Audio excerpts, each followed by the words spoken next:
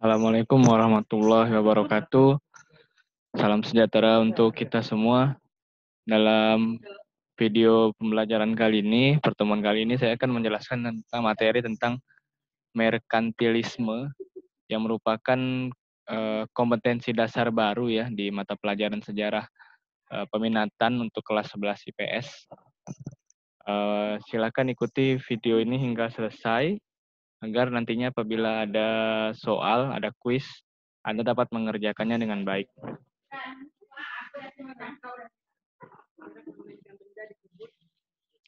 Nah, apa itu merkantilisme?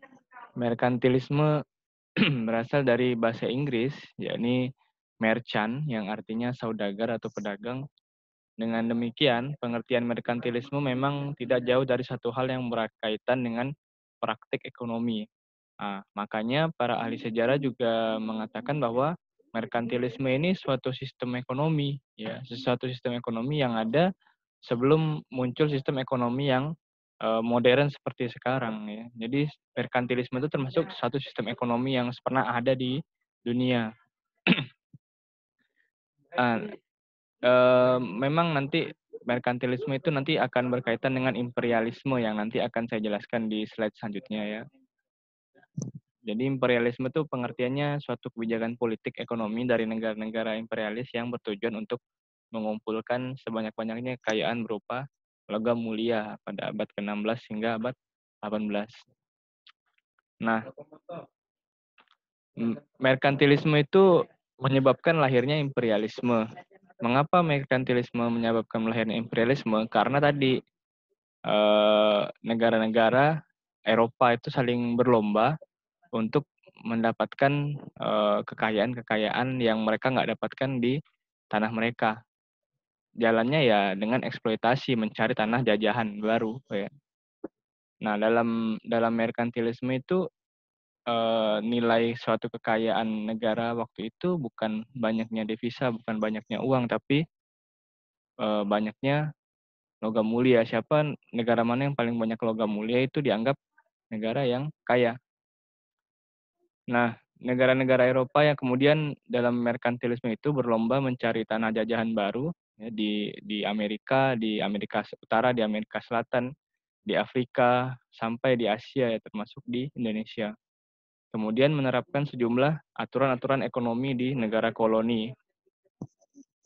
Aturan-aturan ekonominya apa saja? Banyak, misalnya seperti aturan perdagangan di mana negara koloni itu tidak boleh melakukan perdagangan dengan negara lain. Kemudian monopoli ya, monopoli hanya boleh menjual ke negara induk, tidak boleh menjual ke negara lain. Kemudian juga berbagai aturan-aturan lain seperti misalnya pembatasan perdagangan, peraturan-peraturan mata uang, dan masih banyak lagi sebenarnya. Jadi mengapa merkantilisme disebut sistem ekonomi ya? Karena negara-negara induk, negara-negara penjajah itu melakukan pembatasan-pembatasan ekonomi atau peraturan ekonomi yang mereka tetapkan. Nah, ini adalah ilustrasi dari merkantilisme ya. Dalam merkantilisme, semua kepentingan dan kegiatan perdagangan negara jajahan ditujukan untuk kepentingan pengembangan industri negara-negara Eropa atau negara induk ya. Kalau Anda lihat di situ ada foto ya, ada foto ibu-ibu dengan menggunakan selempang mother country, dan di situ ada pelayan ada bertuliskan koloni koloni koloni, itu maksudnya adalah negara-negara jajahan atau negara koloni ya, yang masing-masing memegang baki ya, baki yang membawa material-material ya, ada yang membawa gold and silver atau emas dan perak, ada yang membawa foodstuff atau bahan makanan, ada yang membawa raw material atau bahan mentah, dan para pelayan ini menyerahkannya semua untuk negara induk. Nah, inilah yang menjadi ilustrasi dari merkantilisme. Semua kekayaan yang ada di negara koloni, potensi-potensi sumber daya alam yang di negara koloni dibawa ke atau diserahkan, diambil oleh negara induk. Nah, bagaimana merkantilisme ini bekerja? ada tiga diagram atau tiga foto ilustrasi di bawah ini yang masing-masing saya jelaskan. Yang pertama adalah yang Anda lihat yang sebelah kiri, yang gambar semacam peti ya, peti yang berisi emas dan perak, gold and silver.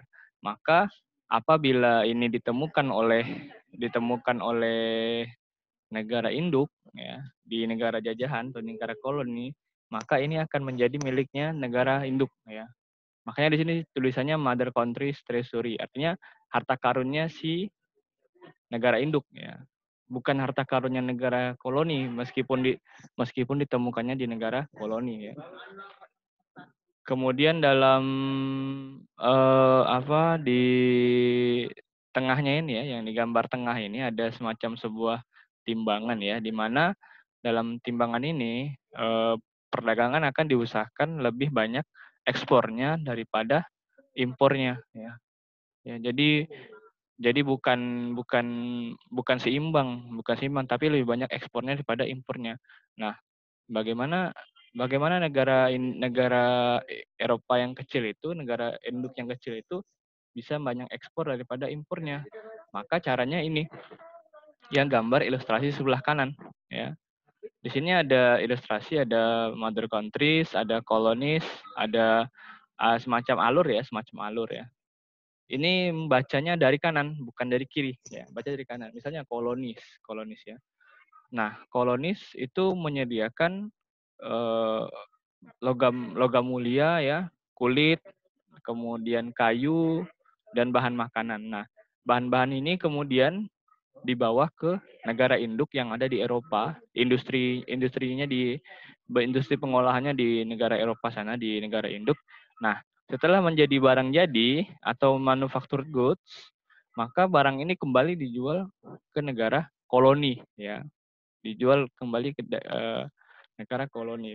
Jadi bahan-bahan mentah ini dari negara koloni diolah menjadi barang jadi yang bernilai tinggi, kemudian dijual lagi ke negara koloni ya. Yang untung siapa? Yang untung ya negara induk, karena negara induk membeli bahan-bahan ini ya, gold, silver, fur, lumber, foodstuff dengan harga murah, tapi kemudian mereka mengolahnya dengan barang jadi yang bernilai tinggi yang kembali dijual ke negara koloni, sehingga akan membuat neraca ekspor mereka itu neraca ekspor mereka berat. Ya. Jadi itu cara kerja dari merkantilisme. Jadi merkantilisme ini suatu sistem ekonomi yang jadi membuat terjadinya kolonisasi di berbagai negara-negara Asia, Afrika, dan Amerika. Saya rasa itu saja pemaparan dari saya. Nantinya akan ada kuis yang bisa Anda kerjakan di Classroom atau media-media lain. Lebih dan kurangnya mohon maaf. Saya tutup. Assalamualaikum warahmatullahi wabarakatuh.